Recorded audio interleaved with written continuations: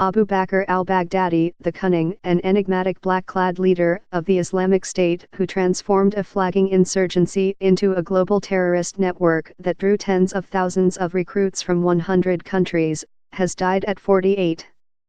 His death was announced on Sunday by President Trump, who said al-Baghdadi detonated a suicide vest during a raid this weekend in northwestern Syria by United States Special Forces. Mr. Trump said preliminary tests had confirmed his identity. There was no immediate confirmation from the Islamic State's media arm, which typically is quick to claim attacks but generally takes longer to confirm the deaths of its leaders. The son of a pious Sunni family from the Iraqi district of Samarra, al-Baghdadi parlayed religious fervor, hatred of non-believers and the power of the Internet into the path that catapulted him onto the global stage. He commanded an organization that, at its peak, controlled a territory the size of Britain from which it directed and inspired acts of terror in more than 36 countries. Al-Baghdadi was the world's most wanted terrorist chieftain, the target of a $25 million bounty from the American government. His death followed a years-long, international manhunt that consumed the intelligence services of multiple countries and spanned 2 American presidential administrations.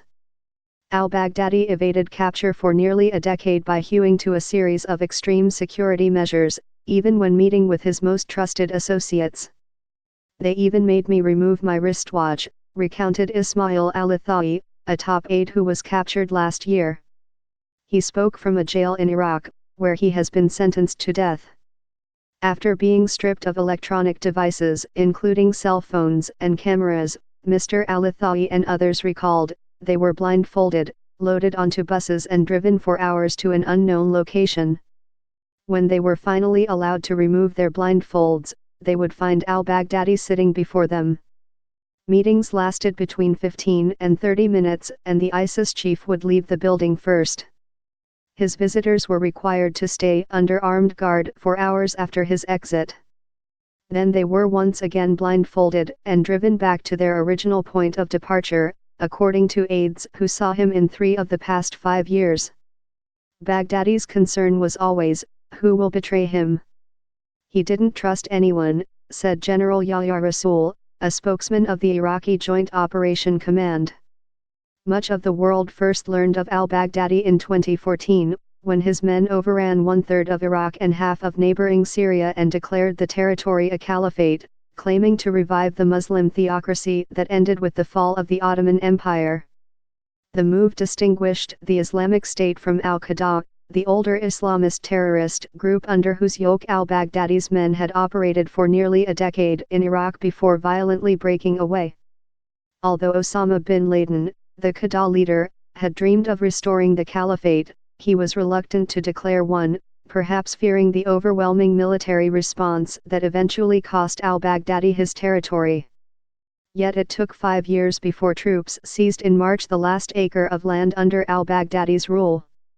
And in the interim, the promise of a physical caliphate electrified tens of thousands of followers who flocked to Syria to serve his imagined state. At its peak, the group's black flag flew over major population centers, including the Iraqi city of Mosul, with a population of 1.4 million. Its territory spread east into the plains of Nineveh, the biblical city where the extremists turned centuries-old churches into bomb factories. It reached north into the mountains of Sinjar, whose women were singled out for sexual enslavement. It extended south to the Syrian oil fields of Deir al-Zur and the majestic colonnades of Palmyra. Acting under the orders of a delegated committee headed by al-Baghdadi, the group known variously as ISIS, ISIL, and Daesh imposed its violent interpretation of Islam in these territories. Women accused of adultery were stoned to death, thieves had their hands hacked off, and men who had defied the militants were beheaded. While some of those medieval punishments are also meted out in places like Saudi Arabia, the Islamic State shocked people around the world by televising its executions. It also offended Muslims by inventing horrific punishments that are not mentioned in Islamic scripture. A Jordanian pilot was burned alive in a scene filmed by overhead drones. Men accused of being spies were drowned in cages, as underwater cameras captured their last tortured gasp. Others were crushed under the treads of a T-55 tank, or strung up by their feet inside a slaughterhouse and butchered like animals. But in addition to brutality, the group also meted out services, running a state that was recognized by no one other than themselves, but which in certain categories outperformed the one it had usurped. The Islamic State collected taxes and saw to it that the garbage was picked up. Couples who got married could expect to receive a marriage license printed on Islamic State stationery. Once children of those unions were born, their birth weight was duly recorded on an ISIS-issued birth certificate. The group even ran its own DMV. For a group intent on re-establishing a theocracy from the Middle Ages, the Islamic State was very much a creature of its time. The militants harnessed the internet to connect with thousands of followers around the globe, making them feel as if they were virtual citizens of the caliphate. The message of these new jihadists was clear, and many of those on whose ears it fell found it emboldening. Anyone, anywhere, could act in the group's name. That allowed ISIS to multiply its lethality by remotely inspiring attacks, carried out by men who never set foot in a training camp. In this fashion, ISIS was responsible for the deaths of thousands of people around the world. A shooting at an office party in San Bernardino, California. An attack on a Christmas market in Germany. A truck attack in Nice, France, on Bastille Day. Suicide bombings at churches on Easter Sunday in Sri Lanka. In many instances, the attackers left behind recordings, social media posts or videos pledging allegiance to al-Baghdadi. Baghdadi was central to giving voice to ISIS project in a manner that achieved startling resonance with vulnerable individuals globally, said Joshua Geltzer, who was Senior Director for Counterterrorism at the National Security Council until 2017. He will remain a singular figure in the group's emergence and evolution, Mr. Geltzer said. Born Ibrahim Awad Ibrahim Ali al-Badr, Abu Bakr al-Baghdadi began life in a dry and desolate plain in the village of al-Jalam in central Iraq. He was one of 5 sons and several daughters of a conservative Sunni man who eked out a living selling sheep. Neighbors described the family as average, and the area as unremarkable. But one detail stands out in al-Baghdadi's early story, and it would later become a key element in his claim to be a caliph or religious ruler. Al-Jalam is populated by members of the al-Badr tribe, which traces its lineage to the Quraysh people of the Arabian Peninsula, the tribe of the Prophet Muhammad. A hereditary connection to the Quraysh is regarded as a prerequisite for becoming a caliph, and pamphlets published by ISIS exhorting Muslims to pledge allegiance to al-Baghdadi trace his ancestry from the Badr community in al-Jalam to Fatima, the youngest daughter of the Prophet. By the time al-Baghdadi began elementary school, the family had moved to the nearby city of Samarra. He was a mediocre student. His high school transcript shows that his highest grade was in art, 95 out of 100, while in core subjects like algebra, he mustered scores in the low 50s. In interviews with 17 people who knew al-Baghdadi, including friends, classmates, neighbors, teachers and former pupils, he was described as shy, reserved, isolated and quiet. He found his place, they said, at the local mosque, where his father enrolled him in a Quranic memorization class. Yes, he had a spiritual gift, said the owner of the Ahmed ibn Hanbal Mosque, Khalid Ahmed Ismail, adding, his soul was connected to the mosque. Mr. Ismail recalled how, without being prompted, al-Baghdadi and nom de guerre he adopted when he became a militant would lead the other boys in cleaning the house of worship, dragging the carpets outside, hosing them down and placing them on the roof to dry.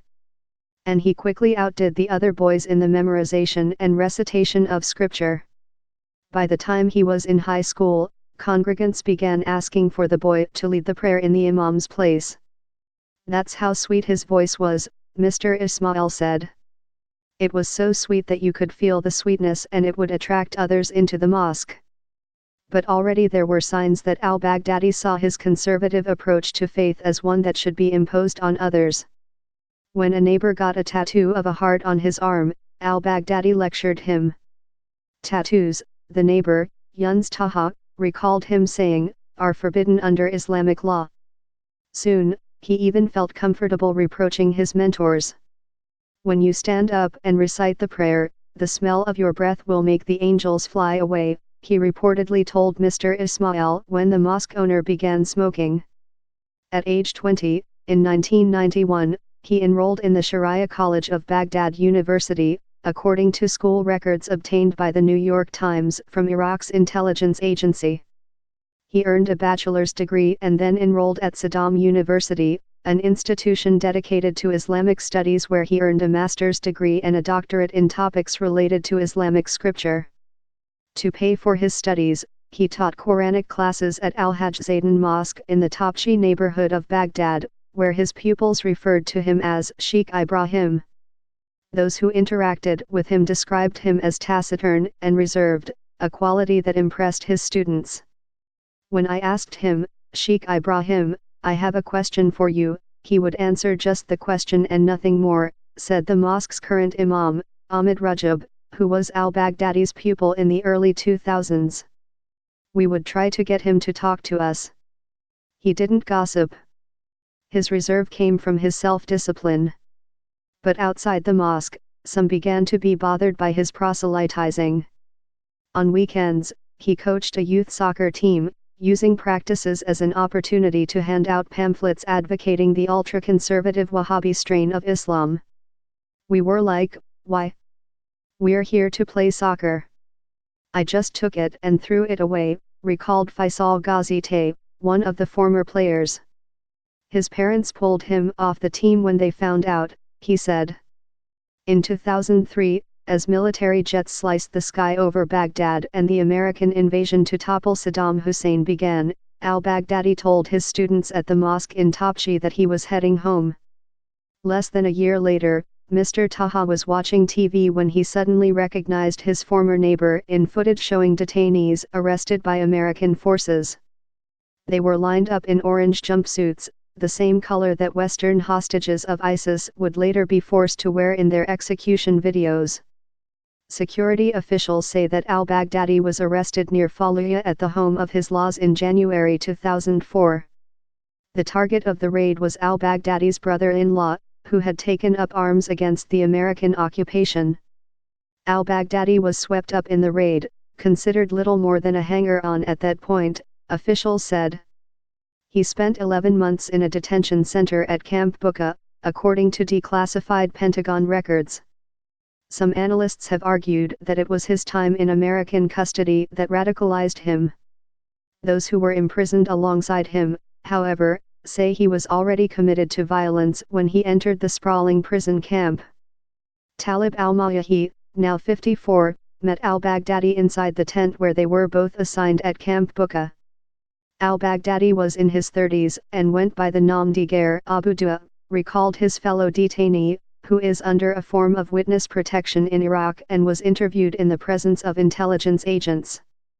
The prisoners inside the camp were beginning to organize, appointing secret emirs of each tent, Mr. al-Mayahi said, and al-Baghdadi was chosen to lead his.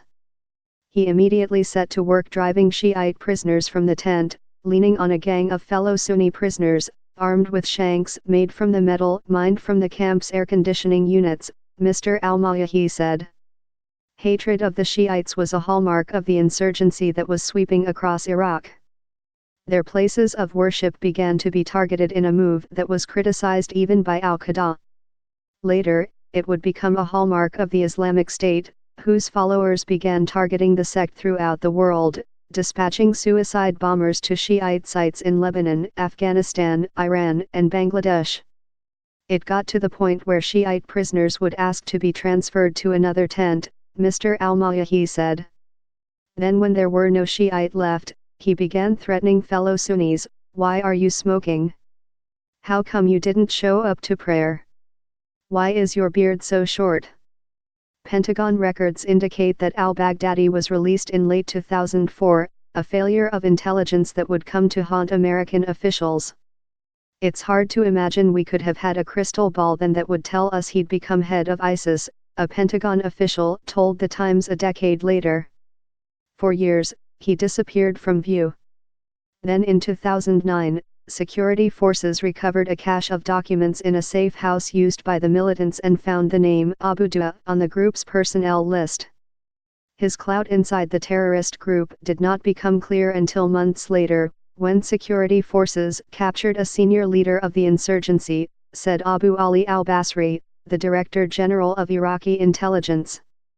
At a checkpoint in Baghdad in March of 2010, Iraqi agents arrested Manaf al-Rawi, believed to be one of the executioners of an American contractor, Nick Berg, whose videotaped beheading was posted on the internet. Under interrogation, Mr. al-Rawi named Abu Dua as one of the group's coordinators, tasked with passing secret messages between the insurgents. I directly sent word to the Prime Minister with the names of 3 people we deemed important based on the interrogation of Manaf al-Rawi, Mr. al-Basri said. One of the 3 was Baghdadi. Not long after, in May of 2010, the insurgents announced their new leader. It was Abu Dua, who now introduced himself to the world as Abu Bakr al-Baghdadi. The meaning of the new nom de guerre was not lost on his future followers. Abu Bakr was the first caliph after the Prophet Muhammad's death in ancient Arabia and is credited with the wave of Islamic expansion that followed. For the next 3 years, Mr. al-Basri's agents hunted al-Baghdadi, setting up at least 6 stings to arrest him. There were numerous near misses, he claims, saying they came close to catching him in the Baghdad district of Mansar, then in Adamiyah, where he was spotted driving. On another occasion, they got a tip that he was driving to the town of Ghazaliya to meet with a Qada operative. And in Topchi, near the mosque where his voice used to call the faithful to prayer, they laid an ambush. Somehow, he managed to get away. At that point, he was more lucky than he was smart, Mr. al-Basri said. But with each close call, al-Baghdadi became more circumspect, more obsessed with security and more untrusting. He is believed to have stopped using cell phones more than a decade ago, relying exclusively on hand-delivered messages, Mr. al-Basri said. In 2014, when he ascended the marbled pulpit of a mosque in Mosul to declare the caliphate, it was the first time a video appeared that showed his face uncovered.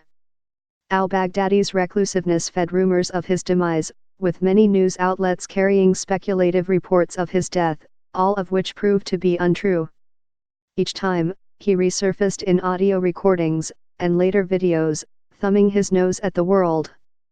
American officials who worked in the Obama administration say that for all of 2014, 2015, and 2016 there was not a single time when they believed they had solid intelligence about al-Baghdadi's whereabouts, even as numerous other senior Islamic State leaders were hunted down and killed, including al-Baghdadi's number 2. But unlike Osama bin Laden, al-Baghdadi was no recluse. Bin Laden walled himself off from the world in a compound in Pakistan in an effort to avoid detection and operated as a distant manager.